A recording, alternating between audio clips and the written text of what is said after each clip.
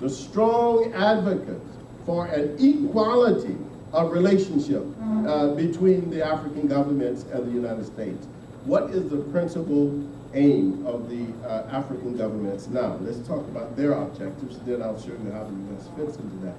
I just came back last week, a week and a half, 2 weeks ago, I guess, from Ethiopia.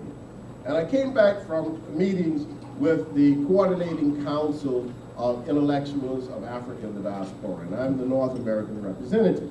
And the interesting thing is that in 2007, in Accra, Ghana, the heads of state of the African nations agreed that Africa should become one country, one nation.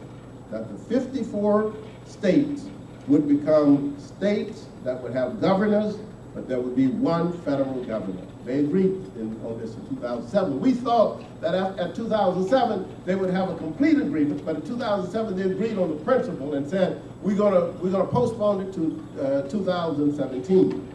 But 20 nations agreed in 2007 that they were ready to go to union right away, federal union, and that this was the plan for Africa. In fact, in 2002, when they created the African Union, which was the successor to the Organization of African Unity, you may have remembered the OAU. We used to talk about the OAU. That was the Organization of African Unity that Kwame Nkrumah, Nasser, and Haile Selassie had promoted in the 1960s. And that organization had two missions. The first mission was the elimination of colonialism from the continent.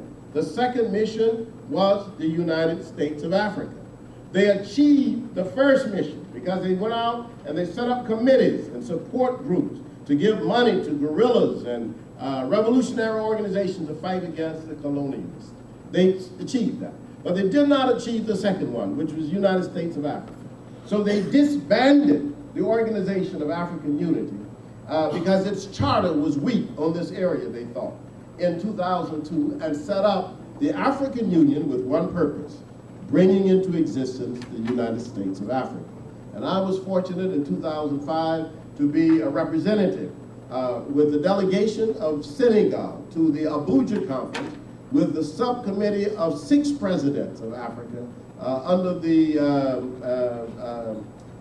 chairpersonship of Obasanjo, who was the president then of Nigeria, to talk to them about what I saw as the role of the diaspora in this creation of the United States of Africa, and also what I thought about the possibilities of it happening. And that's why I'm happy to say that 2 years later, in 2007 in Accra, they said, yes, we can go with this. Now here's the thing. If Africa is united, this would be not a continent of some of the poorest nations on the earth. It would move itself into one of the top 5 richest nations on the earth. If it's united, you unite all the 54 states. You got one of the most powerful nations in the world. And not only that, you would have the 3rd largest nation in the world in terms of population. It would be after China and India. It would be a nation of 1 billion people. It would not only be that, but if you take the armies of each of the nations and you count the number of troops they have in Libya and in Nigeria and Liberia and all the people they have under arms, it will have the 2nd largest army, second to China. Of course, we don't need all those fighters if we have a United States of Africa. But right now, if you count the resources of Africa, the armies of Africa combined are larger than all the armies of the world, with the exception of China. So you would have a big army, a mass base, but you would also have something else. You would have the nation that is right now the top source of the minerals that spark the technological revolution that we now experience. I mean, even the cell phone, which was, of course, created by a black man, Henry Sampson, in 1983. But even the cell phone, what the materials that are used in the cell phone, all of those materials, most of them come from Africa. the African continent. It's the richest continent in terms of resources. This is why China is spending billions of dollars.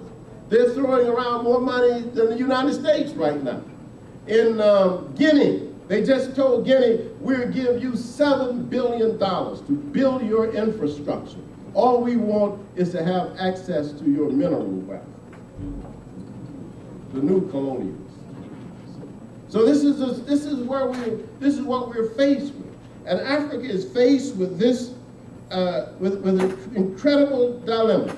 And the dilemma is this, that right now, because other nations, including the United States of America, sees Africa as the great resource that will spur the revolution that will come in the future, everybody is moving to do bilateral agreements with nations. I want to do United States and Ghana, United States and Liberia, United States and Mozambique, United States and Angola. And so what they're doing by this is playing these little African nations against each other. There is no win for Africa in that. So Africa has what it has to do, what we've got to try to pressure them to do, is stop bilateral agreements until they have a united policy. Right now, they don't have a united policy. And China knows that. The United States knows it. Britain knows it. France knows it. They don't want them to have a united policy.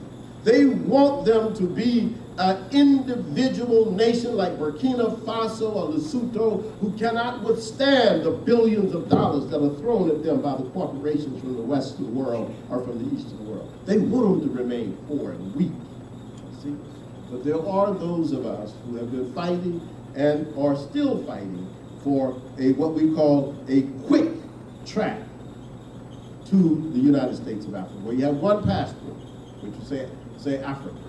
When you land in Ghana, that means you can go 8,000 miles. You can go anywhere on the continent. You land. You don't have to get a visa to go to Nigeria.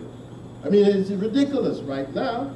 I mean, I landed in Senegal about 2 months ago, and I couldn't get from Senegal to Cote d'Ivoire because I didn't have a visa for Cote d'Ivoire.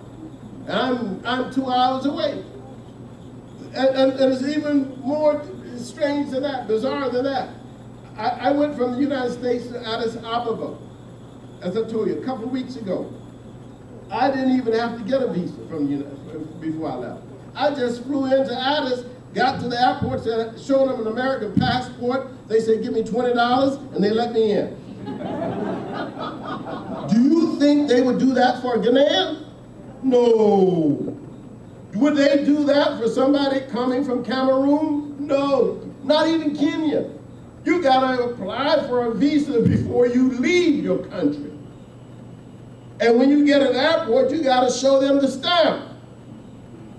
This is a policy only for the white nations. They call them tourist nations, nations where tourists come from. We give them the visa right away in the airport. They don't have to worry about trying to get one. That's a colonial policy. That's that bad policy that's based fundamentally on this whole idea that something is wrong with Africans traveling on their own continent. And yet the ordinary people of Africa have shown over and over again that they are willing to travel thousands of miles by foot from one end of the continent to the other to cross the Mediterranean to look for work. They don't even care about the boundaries. They don't care. Those are colonial boundaries. All those